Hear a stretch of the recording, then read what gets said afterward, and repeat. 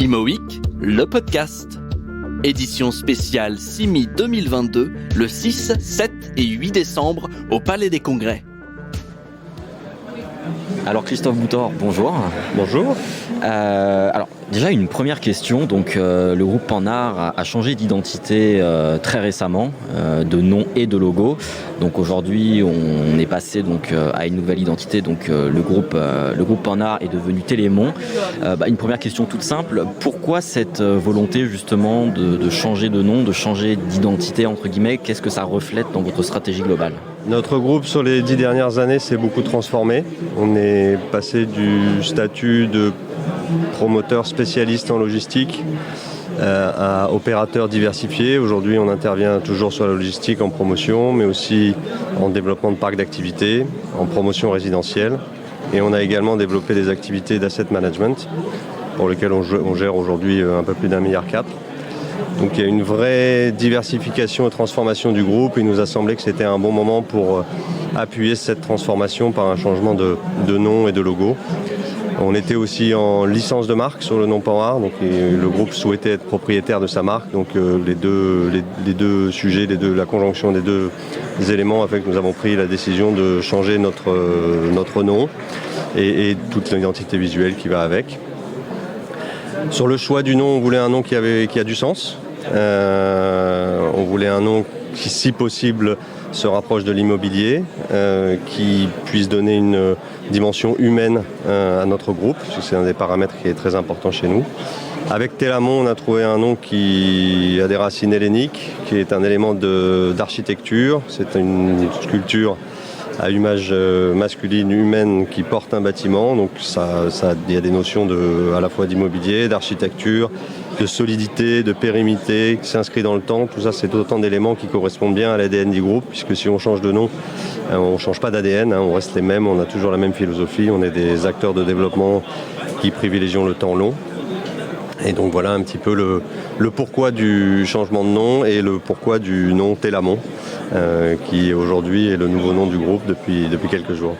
Alors justement, vous l'avez un petit peu expliqué, donc vous êtes passé d'une activité, vous m'arrêtez si je fais erreur, mais d'une activité 100% de logistique à une diversification, tout en conservant une activité sur la logistique, mais une diversification sur les locaux d'activité et le logement. Justement, c'était vraiment une volonté importante de ne pas rester centré uniquement sur la logistique, mais de se diversifier justement sur d'autres secteurs d'activité.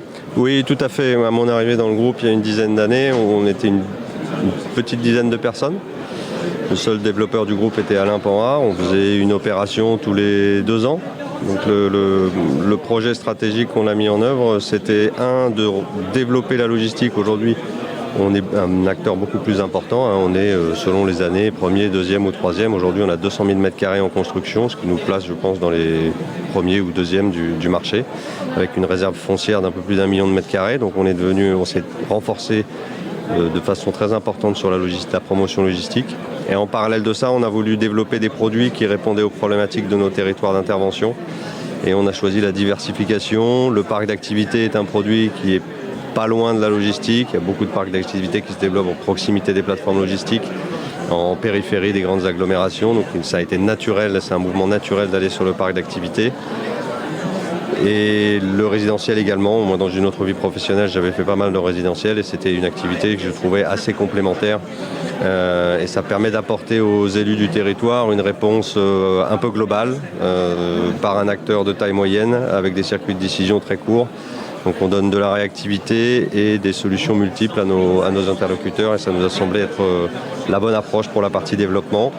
Et tout comme on l'a fait pour le développement, ça nous semblait être aussi intelligent de compléter ces activités de développement par des activités d'asset management pour avoir vraiment une espèce de 360 sur le marché, tant en termes de développeurs que de gestionnaires d'actifs sur le territoire.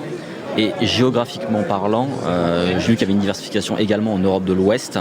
Au niveau géographique, comment vous voyez justement votre développement ? Est-ce qu'il y a une diversification qui va se faire également de ce point de vue, notamment en Europe, sur des marchés que vous n'investissiez pas forcément auparavant ?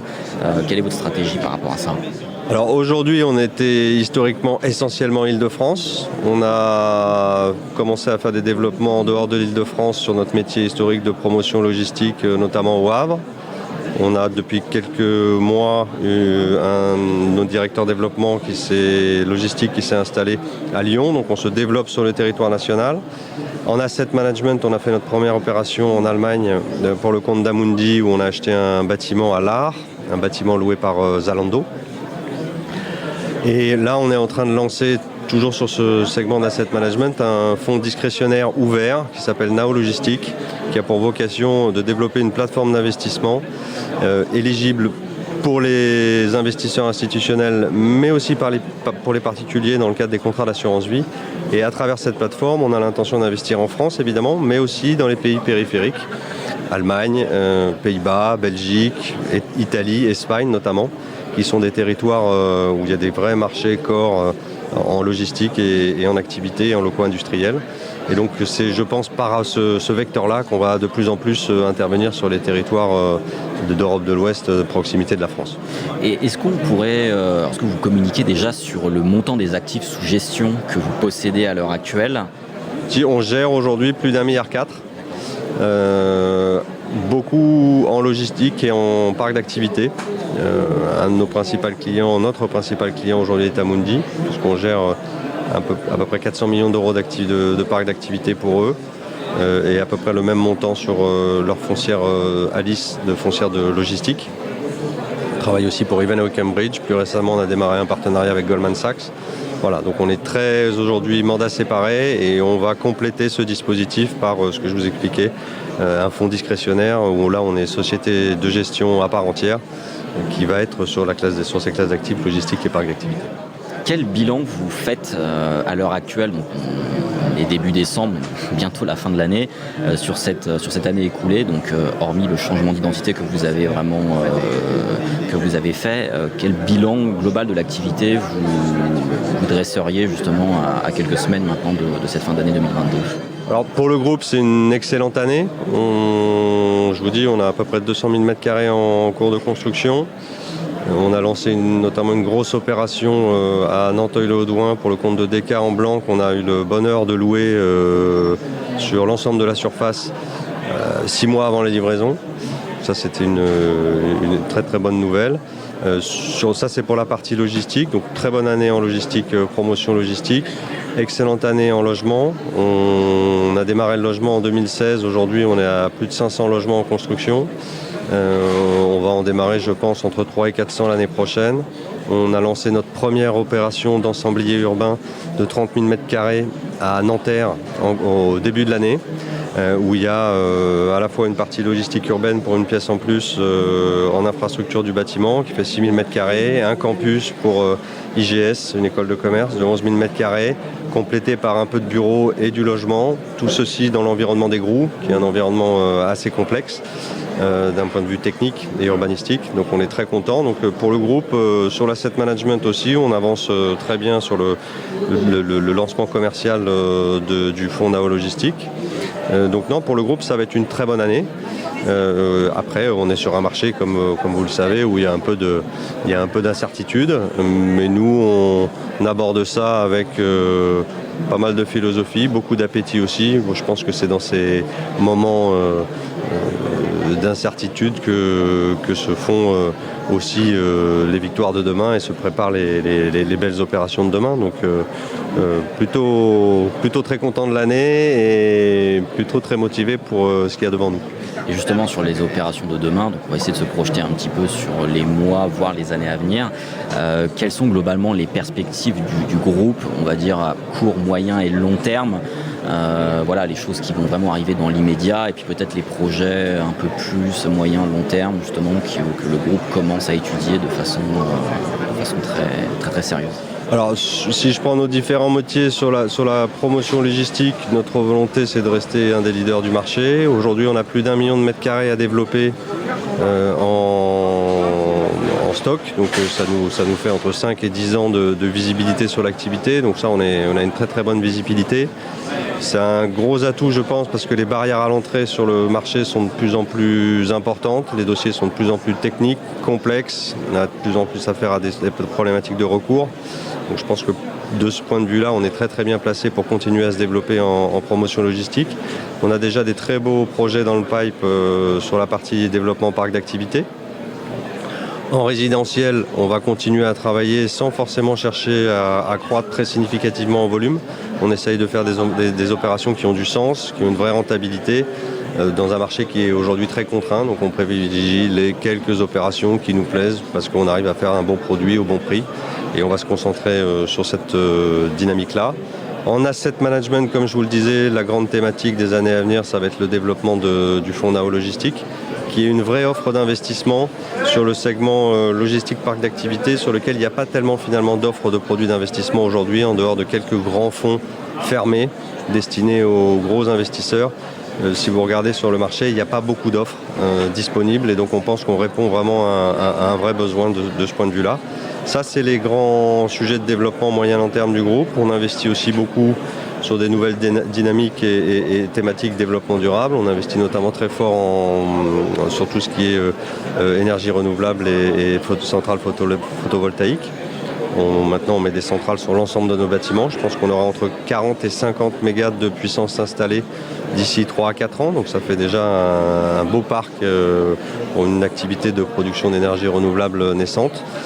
Et on regarde aussi des sujets qui sont plus en amont pour investir dans des filières de développement de matériaux biosourcés, pour essayer là encore de trouver des thématiques où on a vraiment de l'impact et on contribue vraiment à l'amélioration et à la performance des bâtiments, que ce soit dans le cycle construction ou dans le cycle exploitation. Et du coup, pour conclure cet entretien, vous l'avez évoqué également précédemment, sur quelle est votre vision du marché immobilier en général. Vous l'avez dit, effectivement, on est dans un contexte qui n'est pas forcément très concurrentiel et pas forcément très facile. Qu'est-ce que vous pourriez dire en général un petit peu de ce marché ? On est dans un marché qui, après avoir connu des augmentations de prix et des baisses de taux de capitalisation extrêmement importantes au cours des 5-10 dernières années, est en train de se réajuster un petit peu à la faveur de la hausse des taux d'intérêt et donc des valorisations. C'est un phénomène qui est transversal à toutes les classes d'actifs, que ce soit en immobilier d'entreprise ou en résidentiel, puisque tout simplement les acheteurs potentiels sont en train de réévaluer leur capacité d'investissement, leur capacité d'emprunt, et donc les valorisations de leur capacité à acheter des actifs et les valorisations sur ces actifs. Je pense qu'on est sur un moment un peu d'attentisme. On est dans ce moment où acheteurs et vendeurs se cherchent un peu, on essaye de trouver les nouveaux repères. Je pense que assez vite la machine va redémarrer parce que les gens ne vont pas pouvoir rester attentistes pendant des années. Il y a encore beaucoup d'argent à investir. Les banquiers vont devoir continuer à faire leur métier qui est de prêter. Donc je ne suis pas très inquiet. Je pense que la machine va redémarrer assez rapidement courant 2023. Probablement sur des valeurs un peu révisées à la baisse, mais probablement moins à la baisse que certains investisseurs le souhaiteraient aujourd'hui. Je pense qu'on va retrouver des valeurs satisfaisantes pour tous les acteurs, sachant que pour les marchés qui nous concernent, à savoir le résidentiel d'une part, la logistique et l'activité d'autre part, on est sur des marchés sur lesquels les fondamentaux sont excellents. En résidentiel, vous avez un besoin de logement qui est énorme et une vraie pénurie dans la production de logements. Donc ça, de toute façon, quels que soient les leviers à la baisse des prix, il y aura un soutien nécessairement du marché du fait de la pénurie. Et on a à peu près la même problématique sur la logistique et l'activité. Aujourd'hui, en logistique, il y a 4% de vacances.